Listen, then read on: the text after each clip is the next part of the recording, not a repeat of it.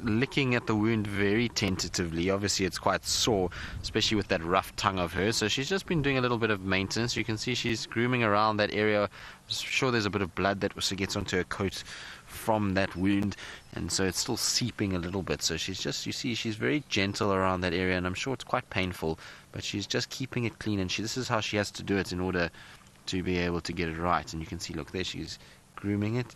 Shame, my girl, is that a bit tender? I would imagine it's very tender. See, she's gentle though. Look, she's amazing how much more gentle she is than she would be if it was the normal coat. Helen, you're asking if lions have healing properties in their saliva.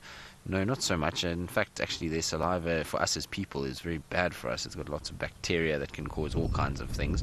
But what it is that she's doing is she's grooming, and she's getting rid of any sort of parasites that might be getting in there. She's also cleaning, getting rid of any dirt. So her rough tongue is getting out the dust and dirt and all the other stuff that could cause a little infection to start. So even though they've got a lot of bacteria in their mouths that for us as humans they're able to deal with that bacteria, but they're able to clean it and keep the dirt and horrible stuff out of it, as well as controlling the parasite numbers inside there. So that's why she's getting in there, and she's just getting rid of all of that, and just making sure that the wound itself is kept basically washed, if you want to call it that. But there's no antibacterial properties that are in her saliva. Remember that these guys eat rotting meat and all kinds of other things, and that means that they do get a little bit of a nasty mouth with a bit of bacteria. And in fact, whenever you're dealing with lions, you've got to really be very careful and wash